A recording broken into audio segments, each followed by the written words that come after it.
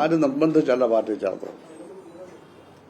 ഈ തരത്തിൽ സ്കൂളിൽ പ്രോമിനൻ്റ് ആയതുകൊണ്ട്, എക്സ്ട്രാ കരിക്കുലർ ആക്ടിവിറ്റീസ് പ്രോമിനൻ്റ് ആയതുകൊണ്ട്, ശരിച്ച് ഈ ഇന്റലക്ച്വൽ വിഭാഗത്തെ പ്രസംഗം ഉപന്യാസമൊക്കെ അതാണ്.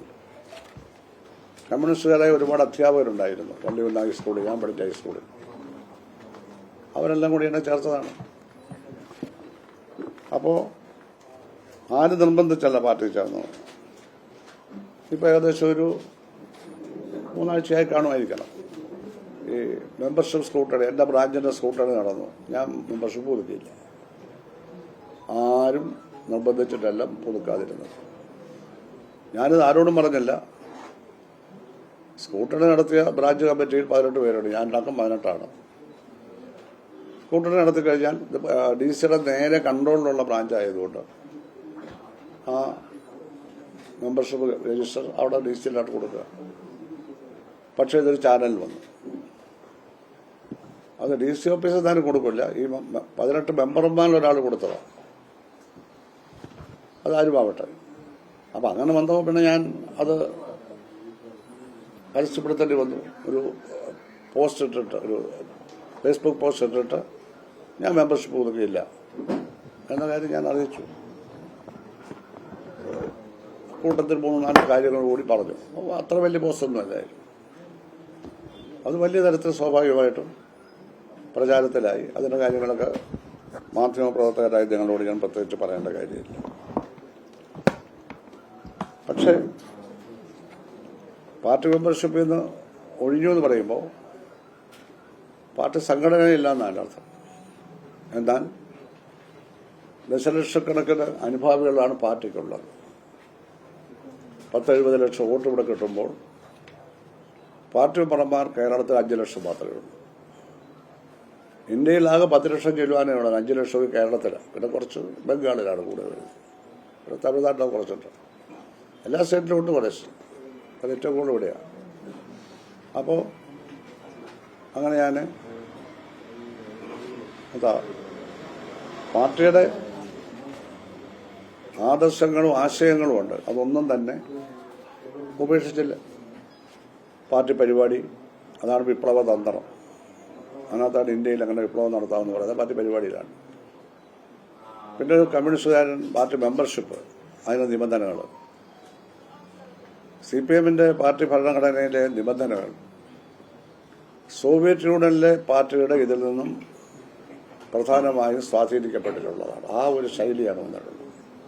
കേന്ദ്രീകൃത ജനാധിപത്യവും ഉൾപാർട്ടി ഡെമോക്രസി അടക്കമുള്ള കാര്യമാണ്. അതിൽ ചെറിയ ഭേദഗതികളെ വന്നിട്ടുള്ളൂ. അപ്പോൾ ആ പാർട്ടി ഭരണഘടന, പാർട്ടി പരിപാടി, പിന്നെ 1951 പാർട്ടി ഒന്നായിരുന്നു നയപ്രഖ്യാപനമുണ്ട്. അത് ഞങ്ങൾ അംഗീകരിക്കുന്നതാണ്. പിന്നെ ഇതുവരെയുള്ള എല്ലാ പാർട്ടി കോൺഗ്രസുകളുടെയും പ്രമേയം, രാഷ്ട്രീയ പ്രമേയങ്ങളിലെ ഐഡിയോളജിയും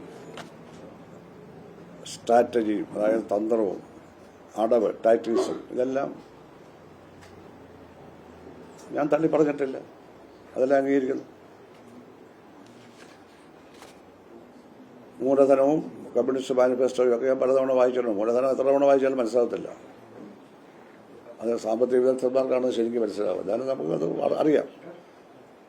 കമ്മ്യൂണിസ്റ്റ് മാനിഫെസ്റ്റോ ഒക്കെ ഒരു ദിവസം, ഒരു മാസം 2 തവണ വായിക്കും. പല ആവശ്യമുള്ളത് വായിച്ചിട്ട്. ഓരോ തവണ വായിക്കുമ്പോഴും നമുക്ക് മതിയാവത്ത അത്ര മനോഹരമായ ഭാഷയിലാണ്. ചെറിയ പുസ്തകമാണ് കമ്മ്യൂണിസ്റ്റ് മാനിഫെസ്റ്റോ. ഈ ജില്ലയിൽ ഞാൻ ക്ലാസ് എടുക്കാത്ത ഒരു പഞ്ചായത്തും ഉണ്ടാവില്ല.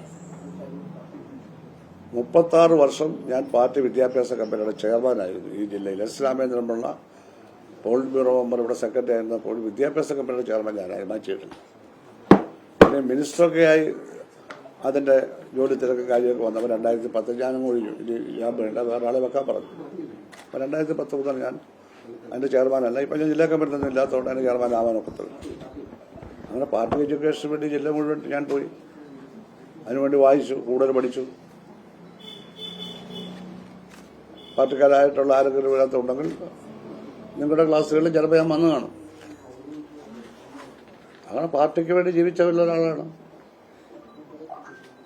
അങ്ങനെ തന്നെ സിൻസിയറായിട്ട് തന്നെ ചെയ്ത ഒരാളാണ്. അപ്പോൾ ആ പാർട്ടിയെ ആക്ഷേപിക്കാനൊന്നും ഞാനില്ല.